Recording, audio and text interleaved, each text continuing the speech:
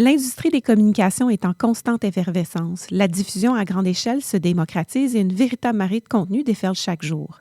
Des tendances émergentes aux personnalités influentes de l'industrie, chaque épisode explore un sujet qui fait parler les communicateurs. Vous écoutez C'est comme ça, un balado en toute simplicité propulsé par l'équipe de Capital Images qui se veut une incursion dans l'univers de la communication, du marketing et des relations publiques.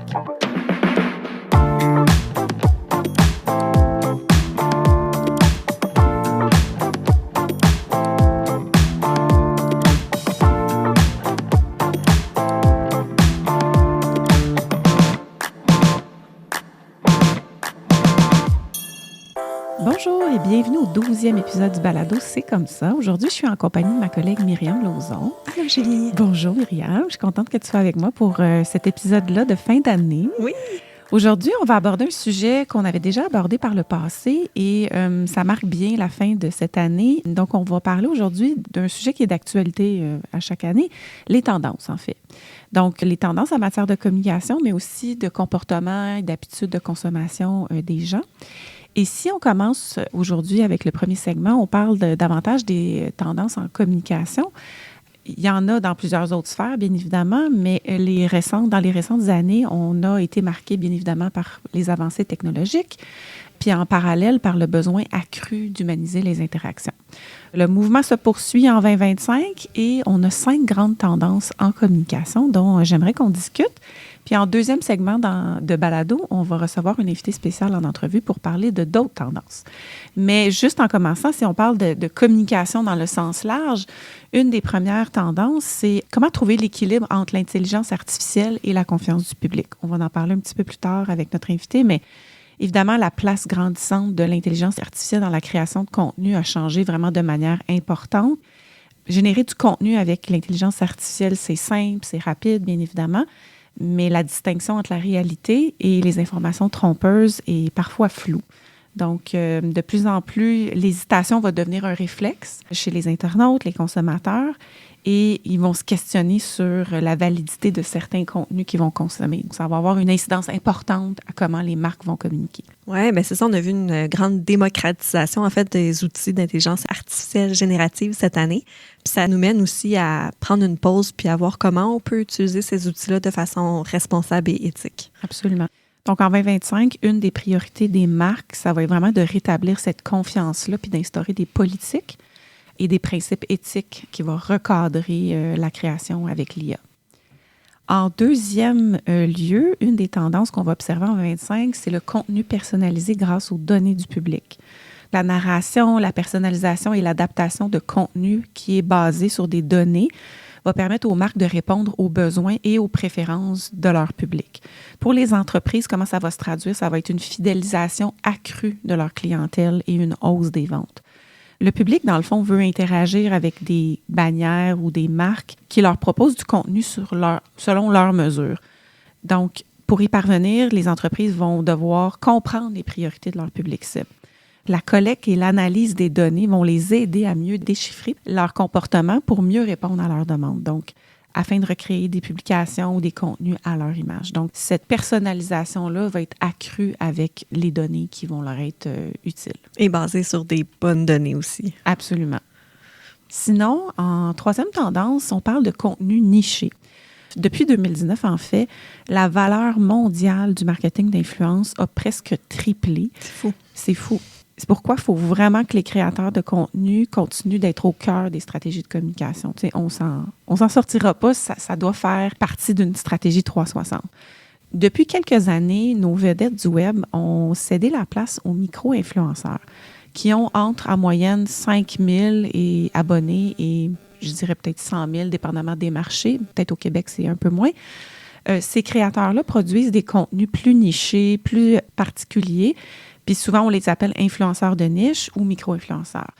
Ils parlent à leur audience de ce qu'ils aiment, de leurs propres intérêts, donc ils sont plus nichés. Les personnes qui créent du contenu niche jouent vraiment un rôle important dans les campagnes de communication parce qu'ils suscitent un engagement très, très important auprès de leur communauté. Je pense qu'ils réussissent aussi à créer ce lien-là très personnalisé, peut-être un peu plus chaleureux, authentique, puisqu'ils parlent à une plus petite audience qui sont eux aussi intéressés par leur sujet. Là. Absolument. Les marques doivent exploiter cette attraction-là du contenu niché auprès de leurs audiences parce que ça crée beaucoup de valeur, d'engagement.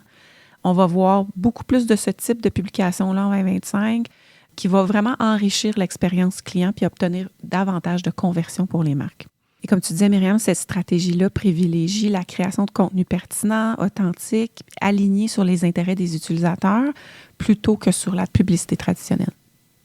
Finalement, quatrième tendance qu'on observe pour l'année prochaine, les interactions humaines. Bon, en parallèle de l'effet de proximité avec les influenceurs de niche, les besoins d'interaction humaine vont encore persister dans les grandes tendances annuelles.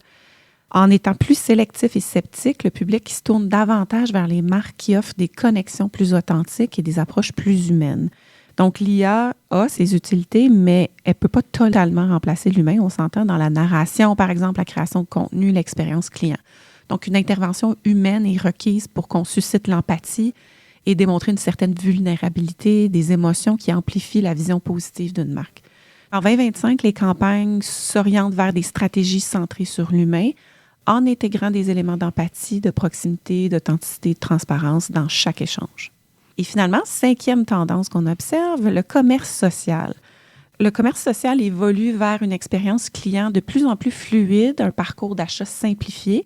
Ça permet aux utilisateurs de découvrir, d'interagir, d'acheter des produits directement sur une application qu'ils utilisent déjà. Ces plateformes deviennent vraiment essentielles pour les entreprises qui souhaitent accroître leurs ventes grâce à l'engagement en ligne. D'après une étude de HubSpot, l'avenir du commerce électronique passe par le commerce social et l'intégration de fonctions d'achat dans les médias sociaux est vraiment la voie privilégiée pour les marques. On le voit entre autres avec des influenceurs qui de plus en plus vont avoir leur article préféré sur Amazon ou vont avoir leur boutique cliquable en ligne sur Instagram. Donc oui, ça accélère la conversion, mais ça justement augmente la facilité du commerce en ligne. Vraiment. Myriam, j'aimerais ça qu'on discute peut-être avant de se rendre en deuxième segment. Pourquoi c'est important de parler de tendances? Puis c'est quoi les tendances? Comment elles se répercutent sur les comportements et les attitudes des consommateurs?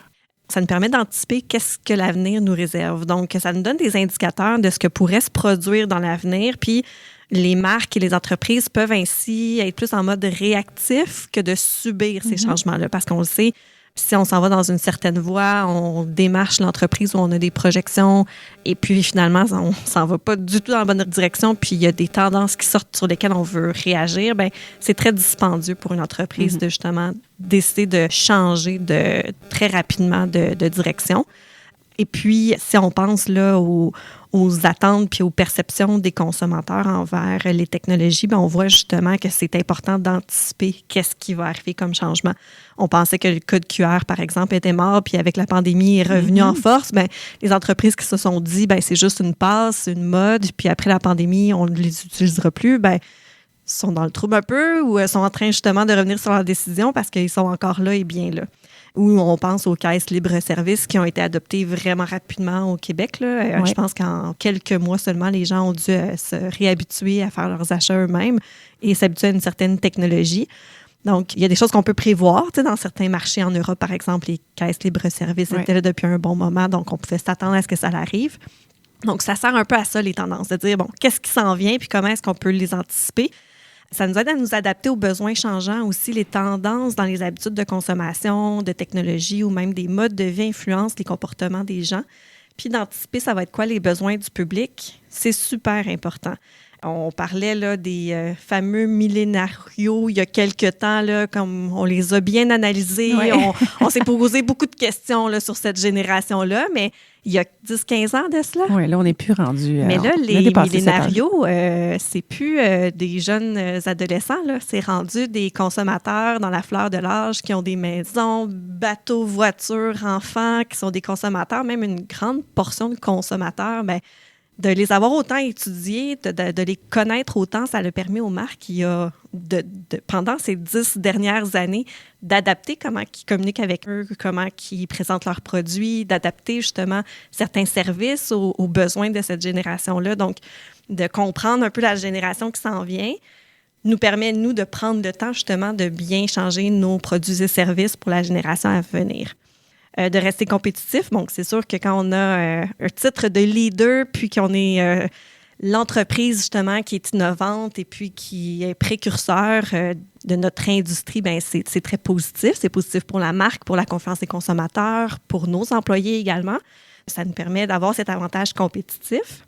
Puis on parle d'innovation, bien, de connaître les tendances. Ça nous permet justement de savoir où on doit innover en tant qu'entreprise, où on doit investir. Et encore plus en ce moment, on sait qu'en 2023, il y a une baisse de 8 à 9 des investissements en R&D. C'est immense. Et on voit que la tendance va continuer sûrement en 2024-2025. Donc, les entreprises en ce moment, dû au taux d'intérêt, à l'inflation, à plein de circonstances, investissent moins en R&D, donc investissent moins en innovation, mais n'ont pas le choix d'innover pour continuer justement à être compétitifs, à répondre à des nouveaux besoins. Bien, de connaître les tendances, ça va permettre aux entreprises de vraiment bien cibler où ils doivent mettre leur investissement en termes d'innovation et où ça vaut la peine justement de mettre des efforts en développement de nouveaux produits et services. Et puis, bien évidemment, de connaître les tendances, ça nous permet de prendre des décisions éclairées, comprendre aussi certaines dynamiques sociales et culturelles. Donc, on a une grande évolution des mentalités puis des valeurs et des attentes collectives par rapport aux entreprises. Bien, justement, d'avoir un environnement plus inclusif, éthique et respectueux. On le voit que ça a été une grande tendance des dernières années qui vont sûrement continuer. Bien, d'étudier ça, de le comprendre, de comprendre ces tendances-là, permettre aux entreprises d'être un meilleur citoyen corporatif puis de s'adapter aussi dans son approche avec ses publics. Ce qui est important, c'est de renforcer aussi sa réflexion critique. Donc, il y a un travail aussi à faire de comprendre c'est quoi qui est une tendance, mais c'est quoi qui est une mode. Oui, des fois, la distinction est difficile. Oui, des fois, est-ce que c'est seulement une mode qui va être temporaire, éphémère, qui n'aura pas beaucoup d'impact? Ou est-ce que c'est vraiment une tendance creuse, importante, qui, justement, va avoir un impact sur le changement des consommateurs futurs, qui vont être peut-être à moyen long terme, mais qui vont avoir un impact quand même considérable sur une entreprise, une organisation, sur lequel il va falloir vraiment réfléchir et prendre en considération dans nos orientations stratégiques. Merci, Myriam. Super intéressant. En deuxième segment, on reçoit une invitée qui s'appelle Lucille Mazé, qui est directrice commerce de détail et responsable de l'innovation chez Accenture Song Canada. Dans l'entrevue, Lucille va nous parler des grandes tendances identifiées dans le rapport Tendance Vie 2025 d'Accenture Song, qui met en lumière les défis, les occasions pour les marques face à des évolutions rapides dans les attentes des consommateurs. Elle aborde des thèmes clés comme la confiance numérique à l'ère des contenus trompeurs, l'impact des technologies sur les jeunes, l'économie de l'impatience, la dignité au travail à l'ère de l'IA, etc. C'est un rapport qui est issu de données de plus de 24 000 participants dans 22 marchés et elle nous partage des conseils pratiques et une vision humaine pour aider les entreprises à naviguer dans un monde en pleine transformation.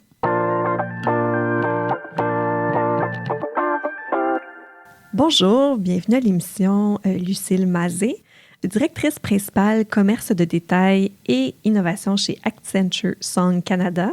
Accenture Song, qui est la plus grande agence de marketing au monde, sous évidemment la bannière du cabinet conseil très connu Accenture. Lucille guide les grandes entreprises à travers des programmes centrés sur l'humain, tout en dépassant les objectifs d'affaires grâce à des solutions innovantes. Elle est également auteure de plusieurs livres blancs sur l'avenir du commerce et du marketing. Lucille milite pour une plus grande valorisation des femmes en milieu de travail à travers sa participation au groupe ERG au sein d'Accenture. Bienvenue sur notre podcast. Merci. On va se baser, comme ma collègue Julie disait plus tôt, sur le rapport Tendance Vie 2025. Cette balado a pour thématique quelles seront les grandes tendances 2025 et c'était pour nous tout indiqué de t'inviter à notre balado pour parler justement qu'est-ce que le rapport indique pour les années à venir. Et on va structurer l'entrevue selon 5 grandes tendances qui ont été énumérées dans le rapport. Et je vais te poser une question par tendance. Ça convient? C'est parfait. Donc, la première tendance, c'est le coût de l'hésitation. On dit que la confiance envers la technologie numérique est mise à mal par la montée des arnaques puis des contenus trompeurs amplifiés par l'IA générative. Selon toi, qu'est-ce que les marques peuvent faire pour reconstruire la confiance face aux fausses informations et aux contenus générés par l'intelligence artificielle? C'est un très vaste sujet. Oui. Je pense que le premier élément, c'est que c'est un défi sans précédent. C'est la première fois que les marques en fait ont ce sujet de la confiance. Et donc, dans un marché qui est saturé par un volume inouï de contenu, on appelle ça le SOAP. Donc, c'est ce contenu qui est créé par l'IA, qui est un contenu de faible qualité, mais qu'on peut avoir en très, très, très grande quantité. En fait, ça vient créer une forme d'érosion par rapport à l'image de la marque et par rapport à la confiance qu'on peut avoir envers une marque. Et en fait, le vrai problème qui est en train de se poser, c'est qu'il y a énormément de marques, d'entreprises qui ont fait des investissements massifs en e-commerce. Et donc aujourd'hui, les personnes qui commencent à hésiter, se dire est-ce que ce site il est sécurisé, est-ce qu'il existe vraiment, est-ce que le produit que je vais acheter, j'ai beau avoir vu plusieurs publicités, est-ce qu'il existe vraiment ce produit ? Et bien du coup, au lieu, alors qu'on a fait des investissements massifs pour s'assurer que ce soit quelque chose de fluide et de rapide, de simple à faire, eh bien on se rend compte que les gens, ils font stop, ils se disent ok, il faut que je vérifie. Et donc c'est ce coup d'hésitation, en fait, le problème c'est qu'on a peur qu'il arrive à une forme de, on va abandonner potentiellement ces channels. Du coup, on a plusieurs éléments quand on est une marque pour pouvoir faire face. C'est clairement pas la fin du monde. Mais il va falloir qu'on se mette dans une attitude proactive et multidimensionnelle. Le premier volet, c'est le rapport à la transparence et l'authenticité. C'est démontrer, je suis une marque vraie, je suis une marque sûre. Comment est-ce qu'on fait pour faire ça ? Je vais vous donner quelques exemples que j'ai trouvés intéressants, notamment dans le secteur pharmaceutique. Il y a Roche qui a développé récemment des QR codes qu'on a sur ses produits, qui permettent, quand on reçoit un produit, parce que c'est un médicament, de s'assurer que ce médicament, c'est bien un médicament de la marque. Donc, on a le QR code, on est capable de vérifier la provenance. Ce sont des QR codes à usage unique, un QR code pour un médicament en particulier. Et donc, ça va permettre d'être rassuré en disant, voilà, ce que j'ai acheté, c'est bien ce qui était convenu. Donc ça, c'est pour le volet produit. Par rapport à la transparence, on a la possibilité d'expliquer en tant que marque c'est quoi mes valeurs et en quoi est-ce que je peux être transparent. Et je trouve par exemple que ce que L'Oréal est en train de faire est très intéressant. L'Oréal a utilisé tous les canaux de communication possibles pour dire, nous, toutes les marques que nous avons dans notre portfolio, aucune n'utilisera de l'intelligence artificielle pour créer des visages. Puisque tout notre business est autour de, je crée des cosmétiques pour la vie réelle, pour qu'il y ait un impact. Donc, je veux montrer les bienfaits. Et ça, j'ai trouvé que c'était très, très intéressant et on le voit dans le rapport que c'est vraiment se dire, je veux démontrer, moi, marque, moi, conglomérat, que le message que j'ai, il est toujours vrai. Et c'est pas parce que il va potentiellement être brouillé par ce qu'on appelle les deepfakes. Donc je pense par exemple au scandale qui a eu lieu avec Viola Davis. C'était en mai 2023 où on s'est dit oh là là, ça y est, on commence à rentrer dans une sorte de psychose où il y avait plein de questionnements par rapport à qu'est-ce qu'un produit, est-ce qu'on va toujours continuer à utiliser les réseaux sociaux pour faire de la promotion, etc. Oui, on va toujours utiliser ça, mais il va falloir le faire de manière différente. L'autre volet, je pense que c'est de collaborer avec des partenaires de confiance. Et là, on commence à arriver sur des plateformes comme YouTube, Instagram ou Facebook, des labels, en disant c'est OK d'utiliser de l'intelligence artificielle pour créer du contenu. On va juste le dire, made with AI. Donc, il y a ce volet-là. Ensuite, l'autre volet pour recréer de la confiance, c'est d'utiliser des autorités extérieures. C'est-à-dire, je suis une marque de cosmétiques, une marque de médicaments, je crée des vêtements techniques ou autres. Je vais demander à des experts de venir valider ce que je fais. Ça peut être des experts médicaux, ça peut être tout type d'experts. Et je vais montrer à mon consommateur que je le fais. Donc pour ça, je vais faire des podcasts, je vais aller proposer des événements en physique, je vais demander à ces experts d'utiliser leurs réseaux sociaux pour commencer à parler différemment de ma marque. Et puis on peut aussi avoir accès à utiliser des instances. Et je pense par exemple dans le domaine des cosmétiques, c'est une app qui s'appelle Yuka, Y-U-K-A, et elle note les cosmétiques ou les denrées alimentaires par rapport à une grille. Et en fait, aujourd'hui, notamment en Europe, il y a plein de marques qui mettent leur score en disant ce produit, il a tel score sur Yuka. Et donc, on se rend compte que c'est une manière de venir valider ce que je fais par un tiers. L'autre volet qui est très intéressant aussi, c'est les influenceurs. C'est commencer à créer un conglomérat en disant ces influenceurs, ce sont des influenceurs qui sont vraiment liés à des valeurs qui sont le reflet de mes valeurs de marque. Et je vais par exemple penser à ce qu'a fait LVMH, notamment dans les campagnes de lancement encore de cosmétiques, par exemple pour Dior Beauty. Ils ont dit voilà, on veut que tous les contenus qui vont être créés, ce soit bien indiqué que ce soit du contenu qui est sponsorisé. On ne va pas le retoucher, mais on veut que ce soit clair pour la personne qui va voir le contenu sur Facebook, Instagram ou autre, que c'est quelque chose qu'on a fait en partenariat avec cet influenceur. Ensuite, on les a choisis. Mais c'était très important pour eux de montrer, d'avoir cette forme de transparence en disant oui, c'est du contenu sponsorisé, ça ne veut pas dire que c'est du contenu qui est faux, ça veut juste dire que c'est du contenu qu'on a fait ensemble parce qu'on voulait vous présenter un nouveau produit. Et le dernier volet sur la transparence, on parlait de l'IA, c'est comment faire pour que ce soit quelque chose de responsable. Et là, on rentre dans un volet qui est vraiment compliqué parce qu'on commence à dire, voilà, les algorithmes, ils ont des biais. On va en parler notamment dans la dignité au travail un peu plus tard. Mais ce qui est très intéressant, c'est de se dire comment est-ce qu'on fait pour que ces biais, on arrive à les travailler et à montrer en fait à l'utilisateur, voici les éléments qu'on a utilisés dans notre modèle. Et c'est par exemple quelque chose que Estée Lauder fait très bien. Ils ont une app où on va rentrer un diagnostic de peau, on cherche un nouveau produit. Et l'app qui est propre à la marque va faire des recommandations, mais va dire, voilà, je fais ces recommandations sur la base des tendances actuelles de maquillage, des sujets qu'on pense que tu peux avoir à tel âge, tel type de problème de peau. Tu nous as dit aussi dans le questionnaire en amont que c'était ces éléments-là sur lesquels tu voulais travailler. Et en fait, c'est quelque chose qui est notamment au niveau de la génération Gen Z, qui est très intéressante parce que ça a été très bien reçu parce qu'on s'est dit, voilà, on comprend en fait le modèle et c'est pas un modèle purement commercial. On va faire des recommandations produits parce que c'est un produit qui est plus cher, parce que c'est un produit sur lequel la marque fait plus de marge. Ils le disent très clairement. Nous, on veut que ça apporte de la valeur pour créer un lien de confiance. Parce que sans ce lien de confiance, pourquoi venir chez cette marque plutôt qu'une autre ? On parlait justement d'experts, d'asseoir une crédibilité, de le retour aussi en personne.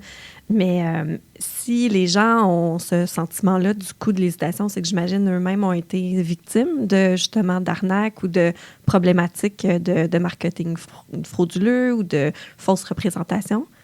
Oui, on sait qu'à peu près 33% des gens ont été confrontés soit à un scam, soit à ce qu'on appelle un deepfake. D'ailleurs, je vais peut-être juste expliquer la différence entre les deux.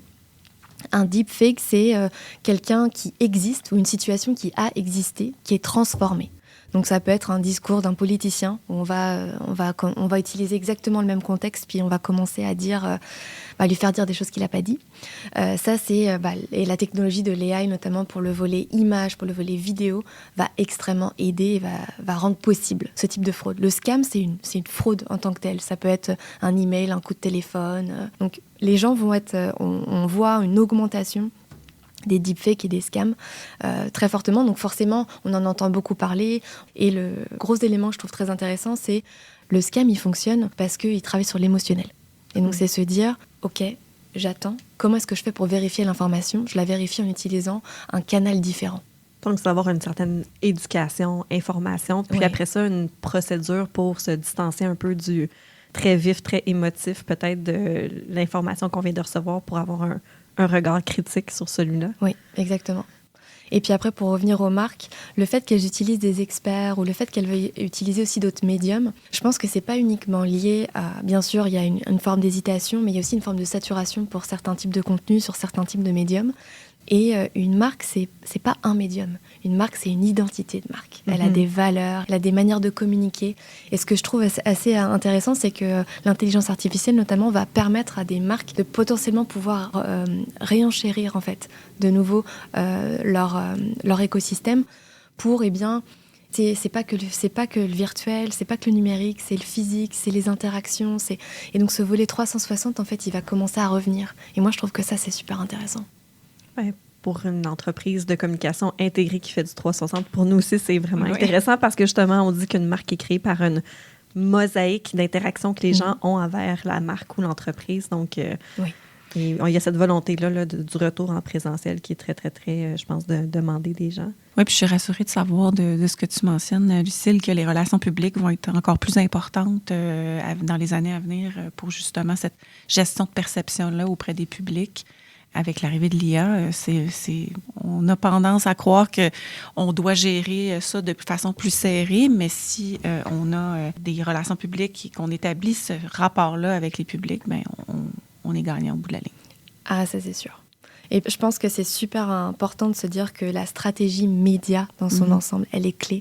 Sans notoriété et sans s'assurer que la notoriété qu'on a, c'est la notoriété qu'on veut avoir, et ben une marque, elle va pas pouvoir continuer à vivre. Et puis, on parle justement de public cible, mais on parle aussi dans le rapport, si on peut passer à la deuxième tendance du prochain public cible, qui est comme les jeunes qui vont éventuellement devenir eux-mêmes des consommateurs, qui vont être sur le marché du travail. Et puis, la deuxième tendance, c'est les effets de la technologie sur les jeunes. Les parents, ils font face au défi d'aider leur jeune génération à développer une relation saine avec la technologie numérique, souvent malgré elle. Puis la question qu'on se pose, c'est comment est-ce que les marques peuvent-elles adapter leur communication pour cette nouvelle génération de consommateurs qui sera active dans les prochaines années? C'est pareil, c'est un vaste sujet et on essaie de traiter d'une manière un petit peu large en donnant une overview de c'est quoi cette tendance. Parce qu'avant de rentrer dans comment est-ce qu'on peut faire, je pense que ce qui est très intéressant, et moi en fait ce que j'ai trouvé frappant, c'est que cette jeune génération et la génération Gen Z font partie des générations les plus anxieuses. Et donc tout l'accès en fait très tôt à plein de types d'informations, eh bien, ça crée une distorsion, que ce soit par rapport à des standards de beauté, que ce soit aussi, malheureusement, tout ce qui est lié au harcèlement, qui est beaucoup plus fort. Et donc, face à tout ça, eh bien, forcément, quand on est parent et encore plus jeune parent, on a une anxiété qui est énorme. Et comment est-ce qu'on fait ? Parce que aussi, quand on est jeune parent, on cherche beaucoup d'informations. Donc, on utilise beaucoup les écrans, on utilise beaucoup les réseaux sociaux, on utilise les podcasts, on utilise plein de types de sources d'informations. Et je pense que c'est très intéressant de voir, c'est qu'il y a une forme de dichotomie entre ce qu'un parent veut en se disant c'est les réseaux sociaux, l'accès à la technologie, l'accès à un pléthore d'informations, ça va aider mon enfant pour son éducation, pour son ouverture au monde, pour une connaissance culturelle. Donc il y a ce gros volet-là. Et puis de l'autre côté, il y a, ce qui est normal, la volonté de protéger, s'assurer que c'est pour un enfant avoir accès au bon contenu, au bon moment, autrement aussi au bon âge. Et donc comment est-ce qu'on fait pour créer cet écosystème ? Parce que c'est tout nouveau. Je veux dire, on est parents et puis on apprend en même temps, là, aujourd'hui, à créer cet univers un peu nouveau. Et donc, pour une marque, ce qui est très intéressant, c'est qu'on pensait que cette génération qui est en train d'arriver, qu'on appelle la génération alpha, c'est être la génération la plus connectée du monde. Et en fait, on est en train de se rendre compte que ça va être une génération qui va être moins connectée que la génération Gen Z. Et donc, c'est se dire, je suis une marque, je veux continuer à évoluer, je veux continuer à vivre. Donc, il va falloir potentiellement que je repense mon marketing mix. Parce que potentiellement, tous les investissements que je fais dans ce qu'on appelle les campagnes awareness, etc., eh bien, ça va potentiellement plus être sur ce type de channel. On parlait tout à l'heure des réseaux sociaux, des experts, de la présence en physique. Eh bien, potentiellement, on va avoir un switch du marketing mix. Ah oui, donc on voit une tendance où est-ce que les Gen Alpha vont se déconnecter ou être moins connectés. Oui. Ça serait causé par quoi? Parce que, en fait, déjà, dans l'éducation, on voit que les parents font tout pour diminuer le temps d'écran. Il y a aussi les pays qui commencent à mettre en place des réglementations. Voilà. L'Australie, 15 ans et plus. C'est 16 ans. 16 ans, c'est depuis novembre. Donc, une interdiction complète d'accès aux réseaux sociaux. C'est même que les parents seraient mis à l'amende si les enfants sont pris à utiliser. Et donc là, c'est en train de se mettre en place et ça rentre en vigueur fermement mi-janvier 2025. Ça va arriver très rapidement. Vite. Donc, pour qu'un État décide de légiférer, on a aussi plein de lois qui sont en train d'arriver en Europe, où on est en train de rendre les plateformes responsables, en disant c'est à eux de s'assurer que c'est une bonne gestion, une bonne curation du contenu. On s'est bien rendu compte, les études le montrent, les livres, l'un des best-sellers sur la génération anxieuse le démontre très bien. Le contenu, trop tôt, il a un vrai impact sur la santé mentale. Et ce qui est très intéressant aussi, c'est qu'il y a plein d'influenceurs qui commencent à faire des cures de désintox. Et c'est-à-dire, ils arrêtent, c'est leur métier. Ils passent leur temps à créer du contenu. Ils décident d'arrêter, d'encourager leurs abonnés à se déconnecter avec eux pendant 1 mois. Et il y en a une récemment en France qui s'appelle Léna, qui est extrêmement connue, qui s'est filmée. Donc il y a quelqu'un qui était là avec elle. Et elle a montré à quel point au début ça avait été dur pour elle. C'est une cure de désintoxication. Désintoxication, c'est très fort. Et donc, même si on veut que son enfant soit déconnecté des réseaux sociaux, déconnecté de ces contenus qui potentiellement pourraient avoir un impact négatif, en tant que parent, on a quand même envie de savoir où sont nos enfants. Et donc, on a de nouveau le retour des vrais téléphones. Donc, on ne parle pas d'un téléphone intelligent. Les bons vieux flip phones. Exactement. Donc ça, c'est très intéressant. Et donc, il y a même des nouveaux types de produits qui sont en train d'arriver en disant on va mettre une puce GPS. Donc, ce sera accessible depuis le smartphone des parents. Mais l'enfant, ce sera pour les besoins basiques. J'ai besoin de savoir où t'es ou j'ai besoin de venir te chercher. Donc, c'est très intéressant en fait de voir qu'il y a cette méfiance qui est très, très forte. Et puis, les jeunes parents ont vu dans leur entourage ou ont entendu parler de ces conséquences-là et veulent absolument tout faire pour protéger leurs enfants. Et puis les marques vont devoir s'adapter à cette nouvelle façon qu'ont les jeunes de socialiser aussi, parce que j'imagine moins d'accès aux médias sociaux, donc il va falloir qu'ils socialisent différemment. Oui, et donc par exemple Disney a récemment relancé des kits interactifs, donc c'est plus pour les 6-10 ans ou 6-12 ans, où on revient au DVD, on revient avec des livres de coloriage, des puzzles, des quiz, c'est une version un petit peu améliorée de ce que, par exemple, moi j'ai pu avoir en étant enfant. Mais c'est très intéressant, le coût des cartes à collectionner. Et en fait aussi, il y a plein de marques qui commencent à essayer d'entrer le territoire scolaire. Et c'est ce qu'a essayé de faire Danone. Où ils commencent à donner des kits, rien absolument pas lié aux écrans, pour expliquer les valeurs nutritives, pour avoir des jeux éducatifs, pour faire comprendre comment bien manger, comment faire des recettes, Et en fait, c'est vraiment du contenu qui peut presque être utilisé en milieu scolaire ou après l'école.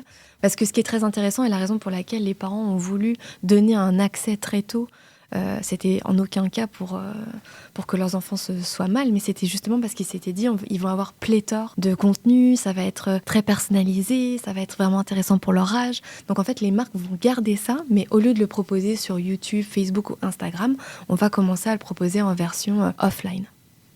Et puis, le prochain point, en fait, du rapport, la prochaine tendance, c'était l'économie de l'impatience, que je trouvais quand même vraiment pertinente. On dit, les gens ont longtemps pensé que grâce à l'éducation, au travail acharné, à la détermination, on peut façonner son avenir. Puis que c'est vraiment en travaillant fort là, qu'on peut justement avoir des connaissances, prendre des décisions et tout. Puis on voit où les gens ont ressenti le fait que les méthodes traditionnelles suffisent plus. Qu'il y a comme une façon miracle d'atteindre nos objectifs, puis ils se tournent justement vers soit des réseaux sociaux ou de l'information en ligne pour avoir des conseils, des solutions rapides qui, justement, vont leur permettre d'atteindre des objectifs plus rapidement. Comment est-ce que les entreprises peuvent répondre à l'impatience croissante des consommateurs qui cherchent des solutions rapides, efficaces pour atteindre leurs objectifs de vie? Alors, le premier élément que je trouve vraiment intéressant, c'est on parlait de confiance au début. Et donc là, on est dans une espèce on a presque envie de dire d'inversion. Alors, l'être humain est un être compliqué. Ça, je pense que c'est très important de l'avoir en tête. Et c'est pas parce qu'on parlait du manque de confiance au début et là, on va parler d'une confiance qui est presque trop forte, que c'est antinomique. En fait, ce qui est très intéressant, c'est qu'on parle des marques là, mais les gens ont beaucoup plus confiance aujourd'hui dans les influenceurs et surtout dans ceux qui suivent depuis très longtemps. Je sais pas pour vous, mais par exemple, moi, ça fait des années que je suis une petite dizaine que j'ai l'impression de connaître.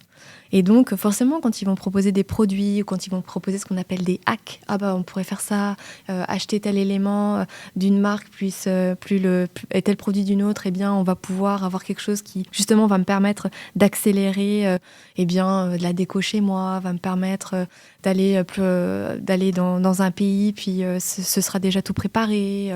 C'est très intéressant, en fait, de voir l'évolution des territoires sur lesquels ils commencent à rentrer. Avant, c'était très tourné produit. Aujourd'hui, on est très tourné expérience. On rentre même dans le domaine du support bancaire. Oui, il y a eu beaucoup d'influenceurs au niveau même de hacks ou de conseils financiers, investir à investir à l'étranger, au niveau de la bourse. qui a eu vraiment des impacts considérables là, dans l'économie. Et donc, du coup, ce qui est très perturbant pour une marque, c'est qu'on va plus écouter potentiellement un influenceur que la marque a payé pour présenter un contenu, plutôt que la marque qui va créer son propre contenu.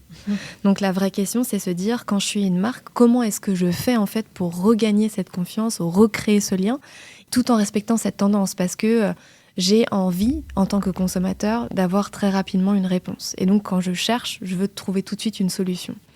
Par exemple, aux États-Unis, il y a la marque d'assurance Lemonade qui a dit, voilà, on va mettre en place une IA presque avec un rapport, une touche très chaleureuse, très humaine, qui permet de régler dans plus de 90% des cas ma réclamation en quelques minutes. Et puis c'est de dire si là, à tel moment, tu sens que tu as besoin de parler à un humain, tout de suite, il y a quelqu'un qui va prendre ton appel. Et en fait, le taux de satisfaction a énormément augmenté. Ils ont réussi à faire des grandes campagnes. C'est un point de vue très intéressant. Et c'est de dire, il y a une forme d'immédiateté à laquelle je dois répondre en tant que marque. Et donc, je vais mettre en place des outils pour être capable de le faire. L'autre volet, c'est un peu do it yourself. Et donc, par exemple, Home Depot a décidé, parce que quand je suis une marque, eh bien, notamment Home Depot, j'ai des magasins, j'ai une forte présence en ligne. Et donc, à l'instar d'un influenceur, je vais commencer à faire des vidéos do it yourself, à dire voici les produits qu'il faut utiliser, que vous avez peut-être chez vous, qu'il faudrait acheter pour réaliser tel ou tel élément de bricolage. Mais vous savez quoi, je vais aussi faire des masterclass en boutique. Et donc, vous allez venir avec les produits que vous avez, avec les éléments complémentaires qu'il faut acheter, puis ensemble, on va faire l'expérience. Et donc, c'est pareil, on est capable de, rapidement, parce que c'est des cours qui ont eu lieu de manière assez fréquente, et bien de dire, OK, ce week-end, au lieu de regarder une vidéo sur YouTube et puis d'essayer de le faire moi-même chez moi, c'est quoi? Home Depot le fait, je vais y aller et je vais avoir une expérience différente. Donc, je trouve que le rapport de dire à une marque, on est capable d'avoir une touche plus humaine, on a aussi potentiellement une force de frappe qui est plus grande parce que j'ai un gros réseau de consommateurs, parce que j'ai une force physique aussi, je ne suis pas une personne. Je suis énormément de visages en tant que marque. Donc ça, je trouve que c'est très intéressant. Et l'autre volet qui va permettre aussi de recréer cette économie d'impatience et surtout d'y répondre, c'est quand une marque est capable d'augmenter son territoire de marque en faisant des partenariats. Et je pense par exemple à PayPal et Uber, où je veux payer de manière hyper pratique mon trajet, j'ai pas le temps de mettre ma nouvelle carte, faut que je parte, je suis pressée, j'ai un compte PayPal, oui, ok. Eh bien, en 3 clics, j'ai été capable de payer mon trajet, d'aller à l'aéroport. J'ai pas besoin de m'embêter avec du setting. Et on s'est rendu compte que, il y a eu une forte augmentation des utilisateurs PayPal qui utilisent aussi Uber. Donc, il y a vraiment cette possibilité de créer d'autres liens et en fait de surprendre d'une certaine manière, parce que je suis convaincue que cette économie de l'impatience, elle sera toujours là et elle fait que grandir parce que on veut tout de suite. Notamment avec la possibilité de créer de plus en plus de contenu, c'est quelque chose qui va s'accélérer. Mais je pense que réussir à démontrer qu'on est en tant que marque, oui, je suis capable de répondre, mais je suis capable de te répondre en te donnant de la valeur et en même t'intégrant dans un nouvel écosystème. Je pense que ça, c'est très puissant. Et c'est intéressant aussi de voir qu'en tant que marque, si on n'a pas les moyens tout de suite de justement avoir une augmentation technologique ou de répondre rapidement à ces besoins-là, qu'on peut avoir des partenaires ou des intermédiaires qui vont pouvoir nous aider à répondre aux besoins de notre clientèle tout en maintenant quand même nos activités. Si on passe au prochain point, la dignité au travail, dans le rapport, on indique que la dignité au travail est de plus en plus mise à l'épreuve par les pressions commerciales, les avancées technologiques et les dynamiques changeantes. J'ai comme question à vous poser, comment les entreprises peuvent-elles s'adapter pour améliorer leur environnement de travail? Puis c'est quoi les biais de l'utilisation des technologies dans les milieux de travail précisément? Alors, il y a plusieurs éléments. Je pense que ce qui est important de rappeler, c'est que la technologie, elle est au service de l'humain et non l'inverse. On a fait une analyse récemment, puis il y a plus de 60% des gens qui se disent « Oh là là, il va y avoir des conséquences énormes, il y a une pression très forte, je vais être remplacée. » Perte d'emploi. Voilà. En fait, tout ce qui a été créé là, en ce moment, notamment en termes d'intelligence artificielle, c'est pour aider. Parce que, par exemple, moi, mon cœur de métier, c'est le marketing. Et quand je faisais du marketing, je passais 80% de mon temps à aller chercher de la donnée et 20% de mon temps à faire du marketing. Aujourd'hui, avec des boosters qu'on peut avoir, on parle des agents du futur qui vont venir nous aider à mieux travailler, etc. Eh bien, potentiellement, demain, je vais pouvoir faire 80% de mon temps mon cœur de métier. Et ça, je pense que c'est une avancée dont on ne parle pas assez, en fait. Et donc, bien sûr, il va y avoir plein d'outils autour qui vont m'aider. On dit, voilà, il va y avoir une forte augmentation de la productivité, on a besoin d'être plus productif. Oui, bien sûr, mais on a surtout, c'est l'idée de se dire, tout ce nouvel écosystème va me permettre d'être créatif, va me permettre d'avoir une pensée stratégique beaucoup plus forte. Et donc, ce qui va être très important pour une entreprise, ça va être d'expliquer ça. Ça va être d'expliquer, on va mettre en place des accélérateurs, mais ces accélérateurs, ils sont là pour créer de la valeur, ils sont là pour faire avancer l'entreprise encore plus loin. Et donc, dans le contexte qu'on vit, le leadership, il a un rôle essentiel pour rassurer, pour expliquer, pour former, pour donner à voir aussi de quoi va être fait demain. Et donc, c'est très important de prendre le temps d'écouter, de prendre le temps d'aller à des conférences, de faire venir des partenaires, de montrer, je pense par exemple Salesforce, Microsoft, Google, et nous, ce qu'on va faire aussi, nous, chez Accenture, en disant, voici de quoi le futur va avoir lieu, voici les différents éléments qui vont constituer votre day-to-day demain. Donc, c'est dans le fond de s'assurer qu'il n'y ait pas nécessairement non plus de creux technologiques entre ceux qui vont avoir adopté et s'être formés justement avec ces outils-là et ceux qui ne vont pas l'avoir fait. Ah, il va y avoir un creux énorme. Ça, c'est une certitude. Et puis, c'est pour ça qu'il faut se préparer. Mais l'autre volet, et dans la question que vous en parliez, c'est les biais. On dit souvent « garbage in, garbage out ». Et ça, c'est très important. Un modèle, ça reste un modèle. Nous, on met fortement l'accent sur l'IA responsable. Et donc, c'est se dire comment est-ce que je m'assure que le modèle de données qui va être utilisé, eh bien, la donnée, elle est structurée de la meilleure manière possible. Il y aura toujours des biais. Mais comment est-ce qu'on fait pour les diminuer à son maximum ? On a dans notre société des biais, que ce soit par rapport aux minorités, par rapport aux femmes, par rapport aux personnes en situation de handicap. On a plein de biais. Donc, c'est comment est-ce qu'on fait pour s'assurer que ces biais-là ne ressortent pas dans les modèles. Et là, pour le coup, je pense qu'il y a un très, très gros travail de fond à faire pour que ça se mette en place de la meilleure manière.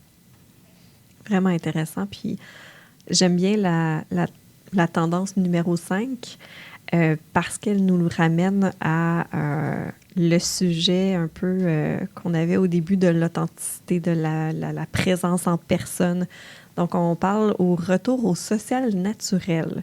On dit que les individus recherchent de plus en plus des expériences riches en authenticité et en profondeur, visant à se reconnecter à la nature et aux autres. Donc, la question, c'est en quoi ça consiste, là, ce mouvement vers le social naturel? Est-ce que vous pourriez nous en parler davantage? Oui, avec plaisir. En fait, c'est une volonté de se reconnecter au monde physique. Et c'est l'idée de vouloir vivre des expériences sensorielles, émotionnelles, qui contrastent d'une certaine manière avec l'instantanéité des interactions qu'on peut avoir dans le numérique. Et c'est vouloir prendre le temps. C'est se dire, je vais prendre le temps de vivre une expérience de A à Z. Je vais prendre le temps d'être présent.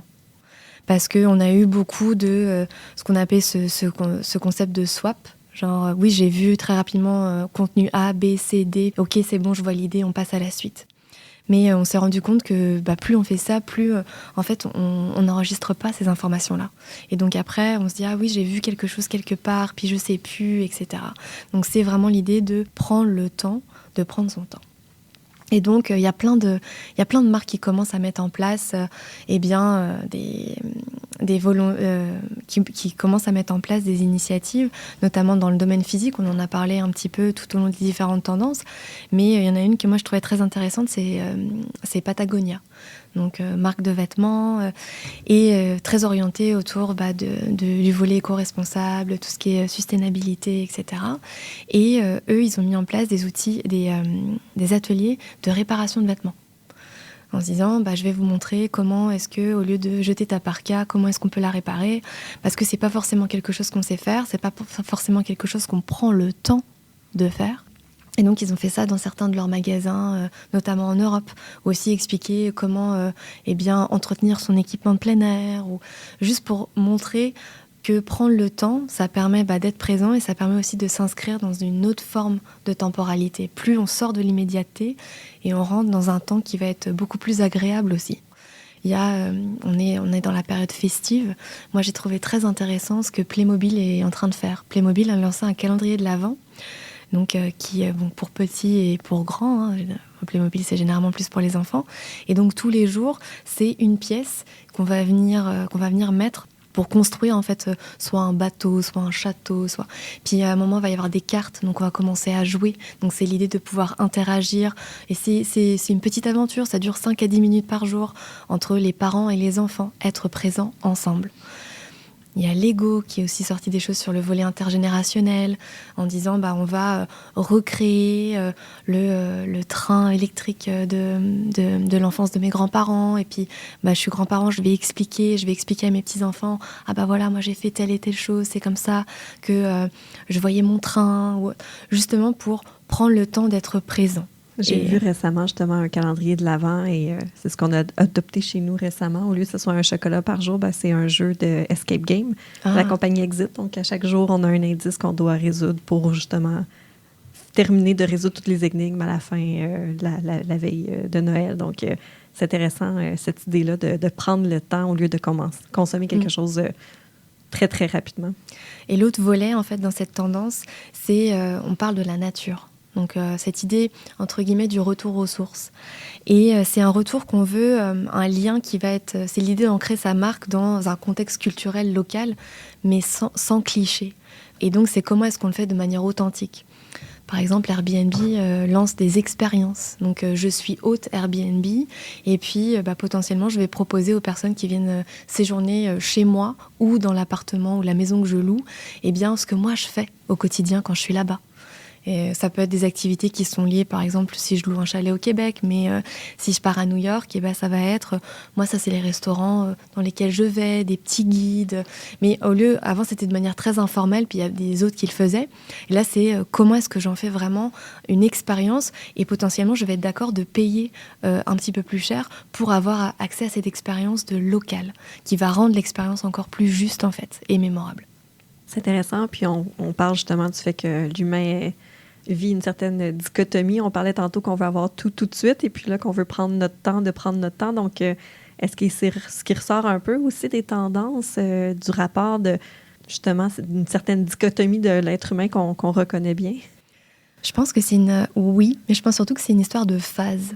C'est-à-dire, au fur et à mesure de l'année, on a des priorités qui vont arriver, qui sont soit une forme d'immédiateté parce que j'ai pas le temps, parce que je dois rendre, notamment dans les périodes des fêtes, on est toujours extrêmement pressé, etc. Donc ça va être comment est-ce que je fais pour avoir ces petites bulles de respiration dans ma journée, avec ma famille, pour me recentrer, pour être capable justement de retourner un petit peu dans la folie du quotidien. Et donc c'est cette histoire de pause et d'accélération, trouver le bon mix. Et en fait, quand je suis marque, c'est très compliqué de gérer ça. Parce que j'ai envie d'être présent, il faut que je sois présent au bon moment, mais pas trop. Donc, comment est-ce que je fais pour réussir à faire un mix qui soit fort? Et ce que nous, on dit, et ce qu'on dit à nos clients tous les jours, c'est il faut venir s'ancrer dans l'ADN de sa marque. Pourquoi est-ce que cette marque, elle existe? Pourquoi est-ce que ma marque, elle existe? Pour quelle valeur je vais apporter? Et comment cette valeur, je vais être capable de la véhiculer à certains moments clés du quotidien et même du parcours de vie de mes consommateurs. Très intéressant. Merci de vous être joint à nous à cette édition de notre balado.